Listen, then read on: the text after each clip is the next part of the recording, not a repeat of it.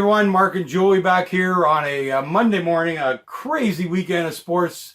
Lots of controversy and different things, lots of great wins on different sports. And so we're actually going to delve into something we haven't done yet. And it's helping that the two of our favorite sports are kind of ending. NBA and NHL are down to last games here. And that's F1 car racing. We've been, have to be honest, more fans of IndyCar. We're going to talk about that a little bit. We're NASCAR fans too. So, but F1 we haven't got as close to as we might have, and we got reasons for that, which we'll chat about today. One of the things, my son-in-law is a massive F1 fan, so I do get to hear about it and chat about it a little bit. But we're going to talk about the race this weekend. It was in Montreal. It was a hometown, kind of hometown. We consider whenever you do one thing in our country, that it's a hometown. Just like the Raptors, you're the only basketball team in our country. Then we get behind that. Canadian Open was this weekend, so it was like Canada's weekend, really. I mean, Raptors we had the F1 race, we've got the Raptors, we've got the Canadian Open golf tournament. This is a massive weekend for Canada, and man, what a letdown. F1, honest to God, there's some other stuff we're going to talk about, but how can you have a guy leading the race who has a penalty that already tells you the guy in second is actually going to win the race, but the guy in second doesn't get to cross the finish line first, doesn't really get to celebrate. He was almost depressed in the winner's enclosure there. What the hell was that? It was weird. I mean, I had never seen anything like it. Vettel's got a 5-second penalty. He's already not going to win. And he's in first. They got to figure that out. Well, I don't know how you do it. We talked about this morning. Do you do a pit lap? Do you do... I mean, I don't even know what you do something so that the guy in second isn't the one they're saying is going to win, and he doesn't get the checkered flag. Because even the people that flag, they pulled it out for Vettel, because they're right behind each other. It's so ridiculous. Yeah, but I mean, you could be pulling up on a guy who's down a lap and cross finish line with him, and you know that you won. But you were in first place there. Here you were actually in second place in the race, and you know that you got him beat. And the funny thing is, what did that make the whole conversation at the end of the race? Can he stay ahead of the guy in third? Because with the 5-second penalty, he needed to stay ahead of 5 seconds ahead of the guy in third. Right. I have never seen something so crazy at the end of a race that they're talking about, will he stay ahead of third? And I'm thinking, well, wait a minute, Hamilton's right behind him. But then you're Hamilton, and you don't actually have to pass the guy at the end to win. The excitement was just gone. It was the most ridiculous thing I've ever seen in my life. I think it was confusing for one. I think the 5 seconds... And the fans don't know. There was no announcement in the fans. Yeah, there was, apparently. Was there? Oh, okay. Fans knew Hamilton won, but, I mean, it was confusing. I've never seen it. You know, Vettel had a 5-second penalty. He had to stay ahead of the guy for third to finish second. Yeah. Hamilton was going to... Yeah, so it was confusing. Hamilton knew what was going on. Everyone knew what was going on, but Hamilton not being able to cross first was the weird thing. But you're right. He had to be 5 seconds ahead of the guy in third, obviously. And, you know, it was put Hamilton in a weird spot. He said he wanted to pass Vettel to make it look legit. That's a lie because he didn't want to crash. Yeah, exactly. But you're right. It was weird. It was a little confusing. And really, I think Hamilton, even in his interviews, was confusing. He was like, and Vettel didn't come to the podium. Yeah, it was just all really weird. Vettel didn't come to the podium because he was upset. He wanted to go argue the call, but you can't argue the call because they were cheering like Lewis Hamilton won, so it didn't look like he could do anything about it. Lewis Hamilton did win the race in the end. He wins this Grand Prix a lot in Canada. He loves the fans here. We love him here in Canada. He still celebrated like he won because, like he said, I won. He broke a rule. As far as I'm concerned, they got it right. You know, he won, but it was certainly really weird. And you know, it was just weird they did it. Odd. It's just odd. We see this because we're in horse racing, and horses get taken down all the time. You know, because of interference, whatever. But you don't know it in advance. That was the weird thing. This was the weird part. They're announcing the race that Hamilton's going to win from second, and that Vettel against the guy in third was the real race. I'm like, this is ridiculous. There was no excitement, even in a horse race where they take the guy down later. You're totally excited. The Kentucky Derby, for instance, you're totally excited all the way to the end. You think you've got it. Well, you thought you won a $900 exactor. So we know all about the disqualifications and what that cost you, but we didn't know it at the time. We're cheering and cheering and cheering. So at least the race is exciting. This was not exciting. This was ridiculous. That they already knew who was going to win was the second place driver. Now you also know he's not going to take any chances to pass Vettel, which is what you're looking for as a car race fan. You're looking for an exciting finish, and the guy in second trying to get past the guy in first, and all that kind of stuff. It was completely anticlimactic. We were saying that because we didn't know, because we kind of tuned in and we didn't know what was really going on yet, and we were like, why isn't Hamilton giving it a run to pass him because Yeah. we thought he needed to win, right? And then they go, yeah, well, Hamilton's already won, and as long as he doesn't mess up, you win. We're like, what? Yeah. So it was just really weird. A weird F1 rule. I don't know how to fix it. Maybe just go through a pit lane or something, but There might be some way to get Hamilton in front of him. We know in horse racing, particularly in standardbred racing that we own in, if a horse goes off stride, which is kind of the, he went off into the grass and, all that stuff, that you have to retreat by at least one position at that point and then get back into the race. Very difficult, as you were mentioning. Very difficult to do with cars going 250 miles an hour. They need to find another way, a run through the pits or something like and real that. quick on the penalty, so that Hamilton's in the lead. Apparently Hamilton's passing Vettel. Vettel catches the grass. He whips back into the track. Right. You're not supposed to do that. You're supposed to come in on a straight line. Take a safe entrance. Now, Vettel's complaint was he was going to crash in the wall if he didn't do this. How dare you give me a penalty? Lewis Hamilton goes, well, the rule is no matter what, you're supposed to go in a straight line and in a safe line. I would have passed you. I should have passed you. I had the best car to win and pass you. Blah, blah, blah. That's why they made the penalty. But, yeah, it was a very disappointing to watch, honestly. Very confusing. They need to find a new way to do this.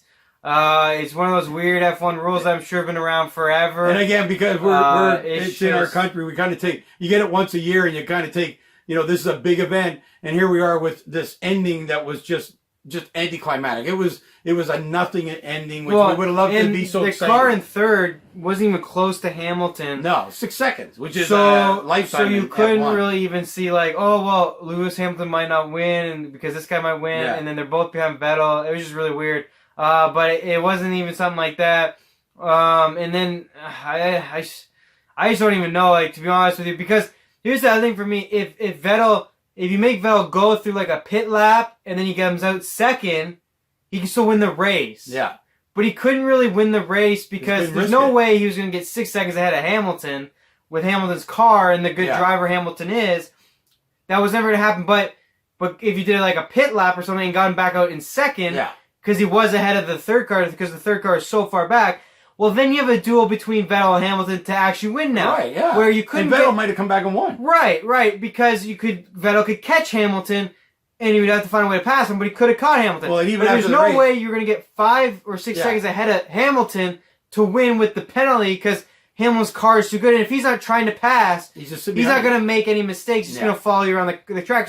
So they kind of missed the boat 2 ways. Is Vettel ended up second anyway, so he should have just somehow made him beat the second car, so at least he could still win the race, but he had no chance to win the race in the way it was set up. And this leads into F1, although we love the cars, we love the surroundings. The money.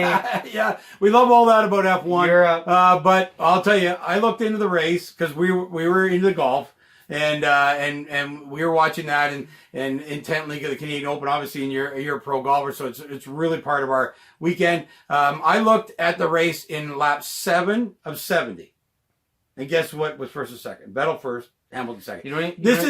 And we went back in with 15 laps left. Guess what? Vettel first, Hamilton second. This is every week. You don't even need that. They were pulling second. Yeah, every single week is exactly the same thing.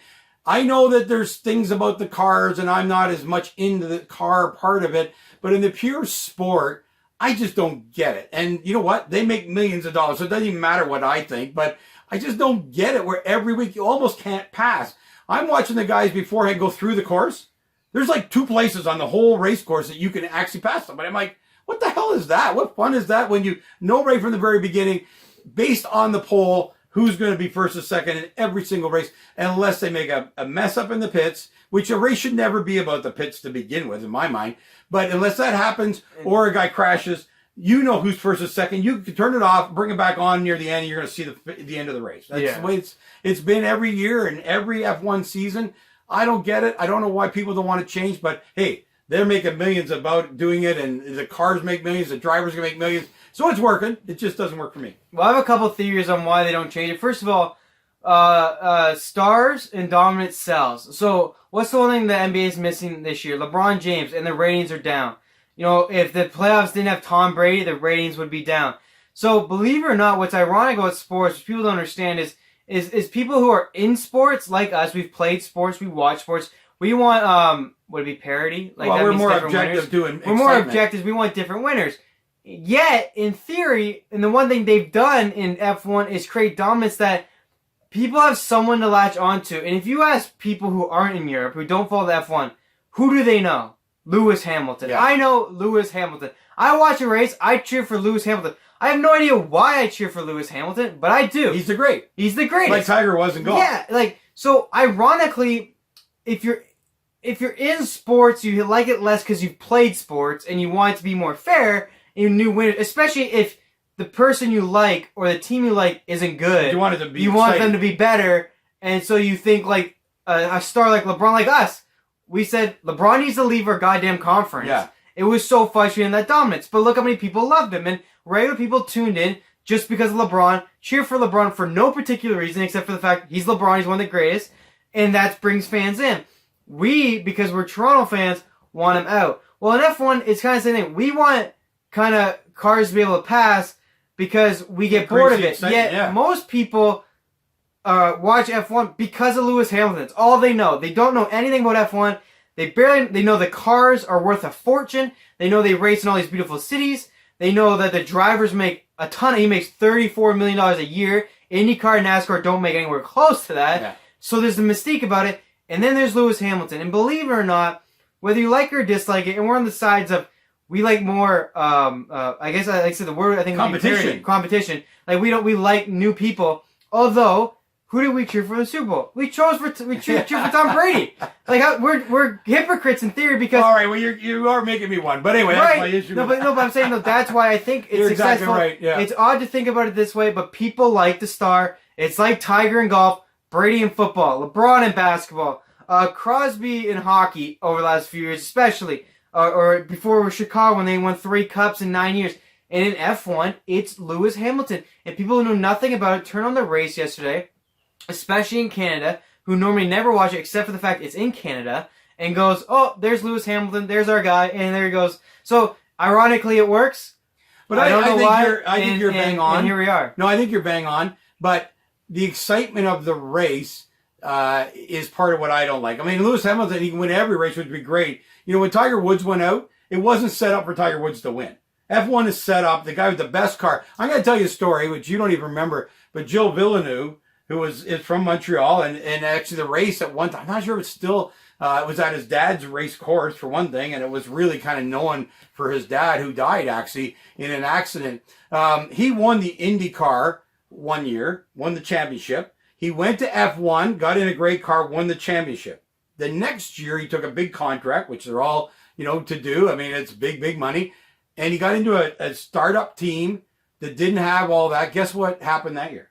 Not 1 point. Yeah, no, not 1 point. No, the greatest driver of the year before did not get 1 point. Why? Because he didn't have the car. And I hate to think, for me anyway, I like humans in sport. I like humans that are doing. That's why I like NASCAR. Honestly, man, the cars are almost all the same. Guys will tell you they're a little bit different, but they're close to the same. And they race it on ovals. I mean, and they're passing, and it's crazy all the time. And it's the driver who wins in NASCAR. That, but how often do you turn NASCAR these days too, and they go, "Yep, the Chevrolets are the only car that has a chance today," and the Hondas in IndyCar are the only chance that had to win the Indy 500. Yeah. A little bit, yeah. It's a little bit. Although now, NASCAR, I think they still way more winners. Oh, Kyle Busch has won a lot of. He's won about probably at least half the races this year. Yeah. And if you count the extra races he does, I mean, there's just dominance in every sport. Is there a little bit more in the car? Sure, but he did something to get this car. He decided to get this contract way back when that we're forgetting. Yeah. Lance Stroll's kind of kidding right now. He's in a bit of a nothing car, but he's getting points. One day you'll probably see him with this brand new car, and he'll win a bunch of stuff. I agree. The cars now. Lewis Hamilton has 3 other teammates too. They don't seem to figure out how to win. Now maybe they're not putting the same money into him. I don't know, but I agree with you. There's a little bit something that's not there, but I don't think you could take away. He is a great driver. He's earned his right to be where he is today. I don't believe anyone gets here by luck. I don't believe anyone's the greatest of all time by luck. Does he get maybe more help? Sure, but does Tom Brady get maybe more help because maybe his coach is better than everyone else? Sure. I mean, it's all there, right? But at the end of the day, he can get it done. He drives fast. He knows how to get the pole position, which is the sport. And it just happens to be the sport, whether we like it or not. Yeah. And he continues to win. And, at the end of the day, it works. It sells. And unfortunately, it's all that matters in sports these days. Sure. At one point, Vettel was beating Hamilton every single race, every single year. Vettel won it, I think, like back-to-back years. And people go, what's wrong with Lewis Hamilton? Now Lewis Hamilton's back. So there's a little bit up and But it's down. not But about the driving then. It's about the apparatus, the equipment. That's what bothers me the most. And I'm going to give you all those points because you're in tune with these things. How about this? I just wish you could pass. That's all I care about. Lewis Hamilton can win every goddamn race, but you know what? I'd love to have someone passing him, and I'd love to have him passing other people. And those courses are just set up where it's almost non-existent. To the point and that, quite honestly, it's so goddamn boring. I turned it on at the beginning because the best part of an F1 race is the start. Yeah. Because they start from a standing start and then they're crazy in the first turn. As soon as they get lined up, I shut it off and I come back near the end to see, oh yeah, they're all in the same spot. And then or can someone the only reason there isn't is because they had a bad pit, and they'll show that on a replay, and I want to see that. Although ironically, they do pass a lot, but it's never the guys near the top. How many times do we say, look who they're showing? They're showing 6 and 5, 5 and 4. Okay, you just brought up another 3. great point, quite honestly. But I don't want to watch 4th, 5th, 6th, 8th, 9th, 10th that are fighting for a position that who gives a shit because they can't beat the guy up front. That is the worst telecast that there is that they have to do that in F1. I feel bad for the guys on the mic who have got to talk about who's in 4th, 5th, and 6th because no one cares.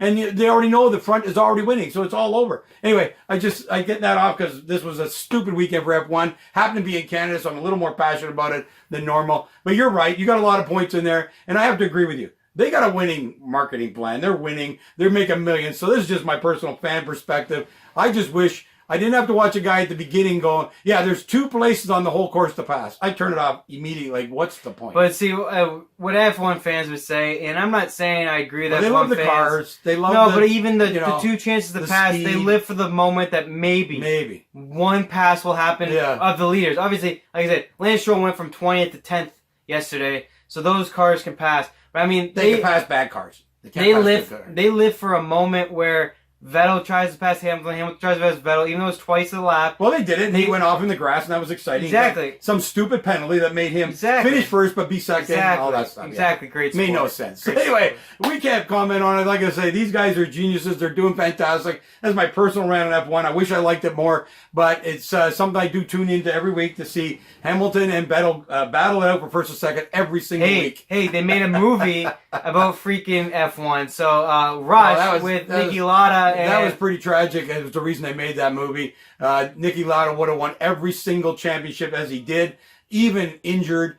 He lost 1 championship during that period of time. It still showed the dominance of the cars. Niki Lauda, man, and it's an interesting thing because he just passed. But they were really famous, though, right? Oh, of course, yeah. F1 guys are so famous because they're mega stars. Like, you're right. Once I get past the whole ranting thing, you're right. They've created mega stars, and that's what these guys are. Good for them. My son-in-law goes on about the car. People who love F1 love the car. They love the speed. They can watch it about how the guy drove all the way. I'm more of a generic sports fan who wants to see passing, competition, all those things. Well, you want to see passing, you want to see competition, you want to see someone crash. Let's be honest, you're an evil human being. Hey, but actually, hold on. What commercials do you see for car race? All crashes. Commercial, like when they do NASCAR, it's all about the crashes, same with IndyCar. But so the good thing is they've made the cars so safe that almost no one gets hurt in crashes anymore. But they can promote it. Give me a break that they don't promote crashes. It is the car, and it's the fact like they can go 285 miles per hour. Yeah. They see the adjustments when they look at Hamilton and they see the button he's pressing. They go see his feet go nuts. I like the communication between the pit crews and him and the one time he did a too fast of lap and stuff like that. So there's interaction that is great. Interaction, which is cool. TV has made the sport. Yeah, TV's good. The commentators are really good. The cameras are insane. The cameras are they have them all over now. Their cars. It's truly amazing.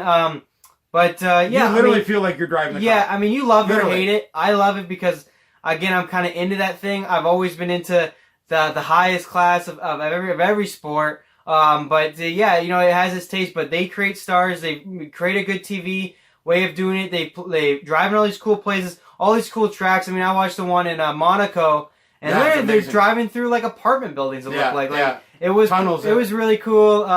So I understand both sides of it, but then they're winning. They've been winning for a while, and that's why they give you IndyCar. That's why they give you NASCAR, because you want something different. It's on TV too. So. Yeah, that's for sure. Anyway, that was my fan rant. I watched the race, had all that. I don't get it, but anyway, we're glad that everybody has an opinion in sports. That's what makes sports so great. We'll look forward to coming back. We are covering major races. With all the other things that are going on, it's difficult to get every sport in, but we're called the Ultimate Sports Channel for a reason, and we do have opinions and thoughts and watch a lot of sports And we hope you enjoy the conversation back and forth, and you can be on your side and I can be on my side, and that's what sports is all about. So we'll look forward to the next major race coming up in car racing soon.